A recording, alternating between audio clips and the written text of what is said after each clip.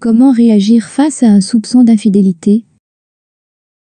Il n'est pas facile de faire face au soupçon d'infidélité de votre partenaire.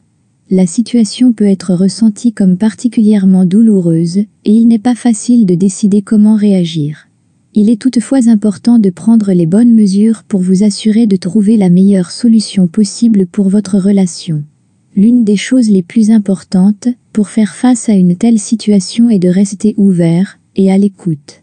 Si vous soupçonnez votre partenaire d'être infidèle, il est très tentant de dériver vers des suppositions et des accusations. Mais il est préférable de rester calme et de poser des questions. En faisant intervenir les deux parties tout en gardant le respect l'une pour l'autre, vous pouvez essayer de découvrir ce qui s'est exactement passé et si une solution est possible. Il peut également être utile de réfléchir à une autre solution que la discussion. Si possible, vous pourriez même essayer d'envisager une thérapie de couple. Un conseiller professionnel peut aider à trouver une solution adéquate à la crise de la relation et également à rétablir les liens de confiance brisés. Indépendamment de la manière dont vous décidez de procéder, que vous restiez ou non dans la relation, vous devriez toujours essayer de vous comporter de manière juste et respectueuse. Il est normal d'éprouver des sentiments de colère ou d'incompréhension, mais ces sentiments ne devraient jamais se transformer en violence ou en insulte. En fin de compte, cela dépend de chaque couple, et il n'existe pas de solution universelle en cas de soupçon d'infidélité. Quelle que soit la nature de ta relation, monogame ou ouverte, vous devez décider ensemble comment gérer la situation et quelles conséquences vous souhaitez finalement en tirer. La priorité doit toujours être donnée à l'équité, tant entre vous qu'envers vous-même.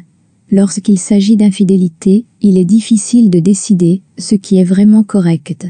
Dans certains cas, on peut choisir d'être infidèle, mais les conséquences peuvent être graves. C'est pourquoi il est important de parler ouvertement de ses sentiments et de ses besoins avant de prendre une décision.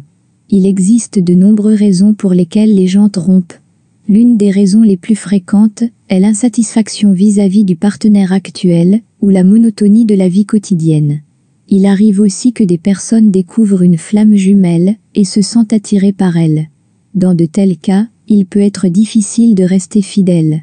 Mais bien qu'il puisse être tentant d'être infidèle dans une telle situation, il faut savoir que les effets négatifs de l'infidélité sont souvent bien plus importants que les effets positifs.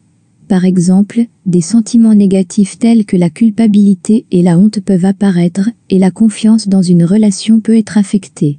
Pour minimiser ces effets négatifs de l'infidélité, il faut parler plus ouvertement des sentiments et des besoins. En discutant, on pourrait déterminer si le désir de la flamme jumelle est réalisable ou s'il vaut mieux rester fidèle et travailler sur la relation existante.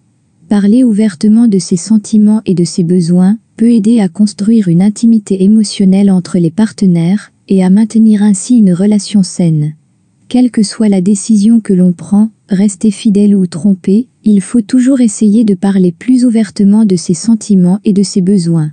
Seule la communication permet de déterminer ce qui est le mieux pour la relation. Au final, c'est à vous de prendre la bonne décision pour votre vie amoureuse.